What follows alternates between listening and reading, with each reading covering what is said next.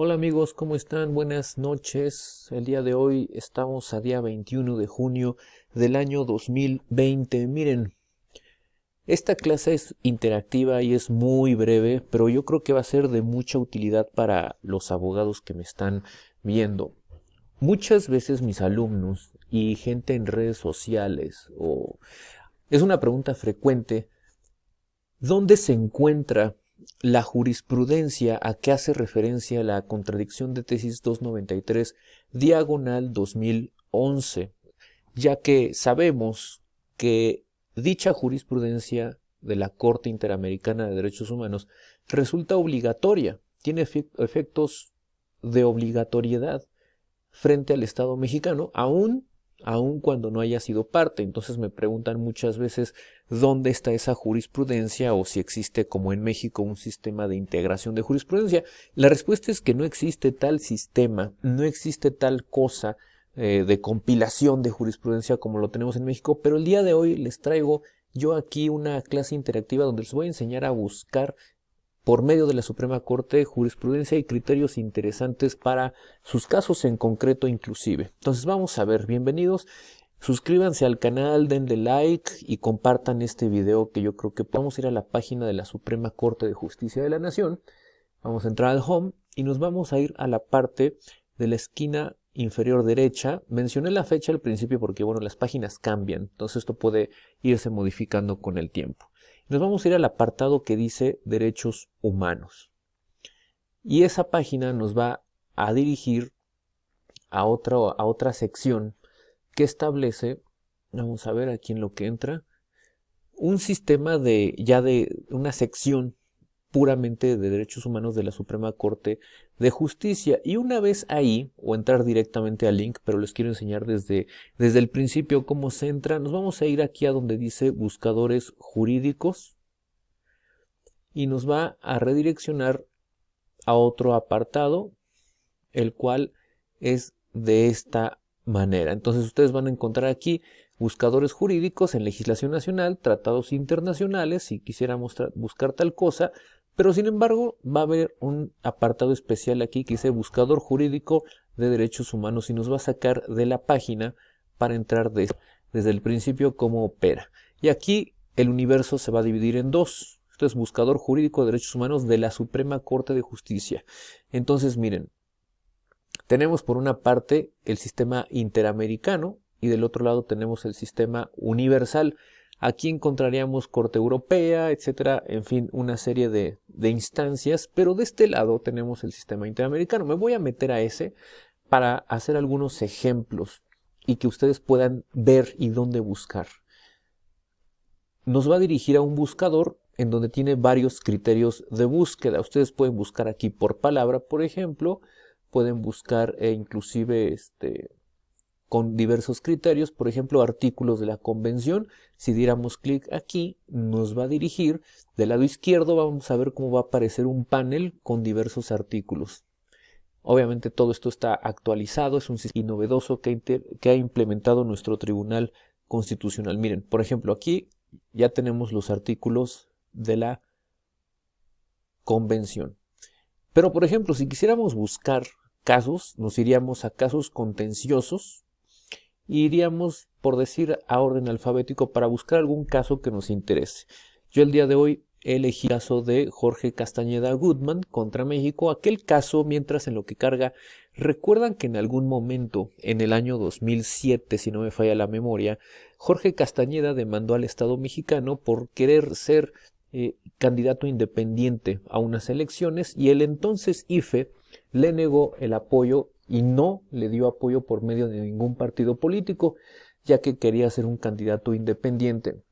Entonces, ante ello, argumenta una violación a sus derechos políticos en los Estados Unidos mexicanos, se va a la Corte Interamericana y gana, por cierto, el procedimiento. Entonces aquí lo vamos a encontrar, aquí nos van a aparecer todos los casos contenciosos que ha tenido esta instancia. Entonces, por ejemplo, aquí si quisiéramos buscarlo, podríamos poner aquí, pero aquí más fácil nos va a arrojar el resultado directamente. Miren, entonces podríamos buscar como Gutmann y ahí nos lo arroja. Fíjense cómo aquí aparece del lado izquierdo, caso Castañeda Gutmann contra México. Entonces daríamos clic ahí y van a ustedes a observar cómo nos aparece ya del lado derecho pues, prácticamente todo el caso, como si fuera todo el expediente. Hagan ustedes de cuenta. Voy a mover mi cámara para acá para que no estorbe.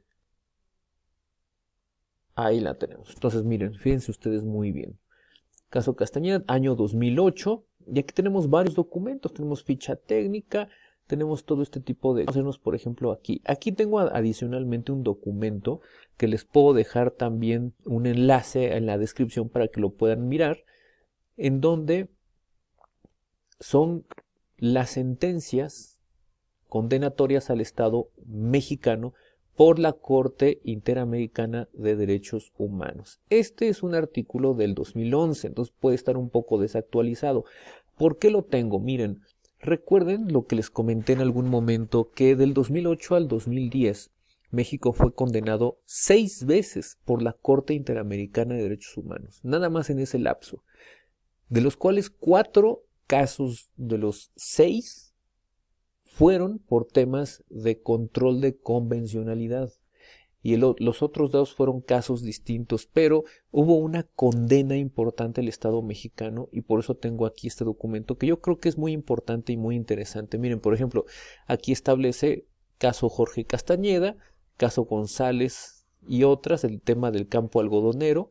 Tenemos el famosísimo caso Radilla Pacheco contra los Estados Unidos mexicanos y en fin tenemos algunos otros, ¿no?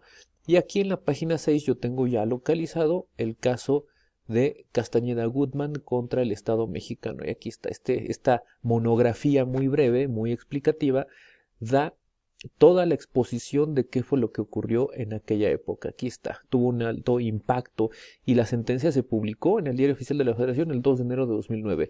Muy importante que ustedes recuerden que para esta época todavía no existía el nuevo paradigma a raíz de la tesis o contradicción de tesis 293/2011. Por lo tanto, estábamos bajo otro paradigma de interpretación constitucional y de derechos humanos. No estaba tampoco la reforma de junio de 2011. Entonces, eso tómenlo mucho en cuenta a la hora de hacer sus búsquedas.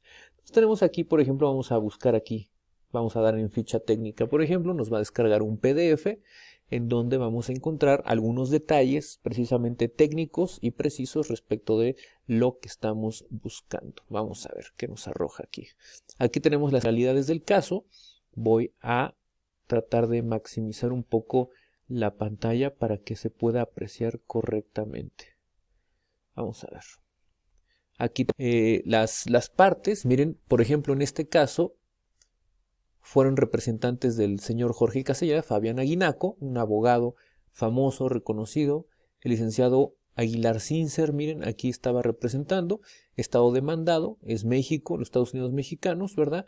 Aquí lo tenemos, caso ante la corte, aquí aparece un link directamente que nos va a permitir abrir algunos más detalles. Y como pueden dar cuenta, para no ser redundante o agotar tanto, aquí se establecen las violaciones, el desarrollo del caso.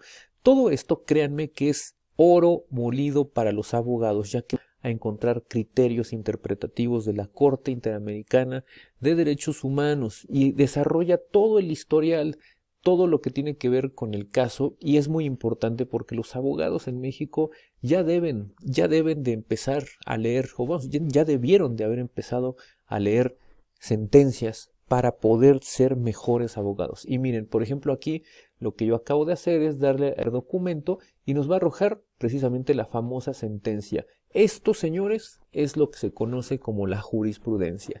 Los párrafos, los renglones de la de la Corte Interamericana, eso es lo que se considera como obligatorio y vinculativo para el Estado mexicano, aún en el caso de que México no hubiera sido parte. Aquí sí fue parte, entonces bueno, aquí sí tendremos esta coincidencia. Pero recuerden que la contradicción 293 dice que aunque México no sea parte, resulta vinculatorio lo que establezca la Corte Interamericana, siempre y cuando sea más proteccionista en favor de la persona, por el principio pro persona.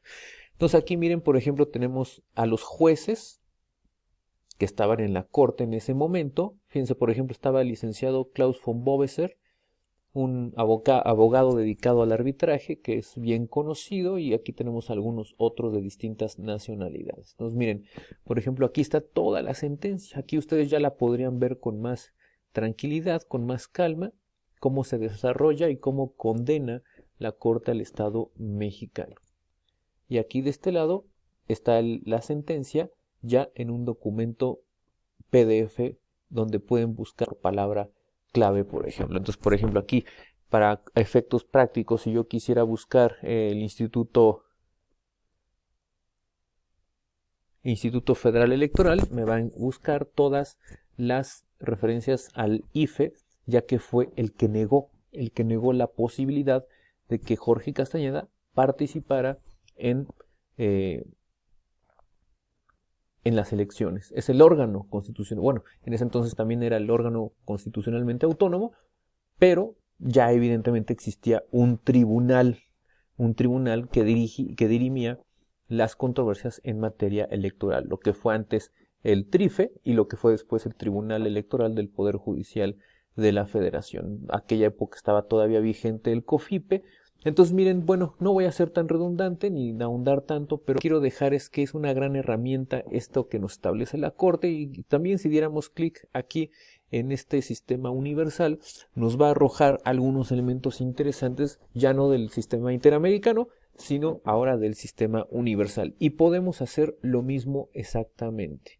Tratados internacionales de derechos humanos, comités, y podemos entrar aquí a buscar algunos criterios y algo que sean importantes para nuestra vida jurídica y ejercicio profesional. Créanme que esto que les estoy enseñando es algo que pocas veces se enseña en las licenciaturas. No sé por qué razón. Muchos abogados me ha tocado ver que desconocen que esto existe. Entonces aprovéchenlo. Miren, por ejemplo, aquí del lado izquierdo igual nos van a aparecer diversos tratados. Aprovechen esta herramienta. Entonces les doy las gracias por haber seguido este video y nos vemos en otro más adelante. Muchas gracias.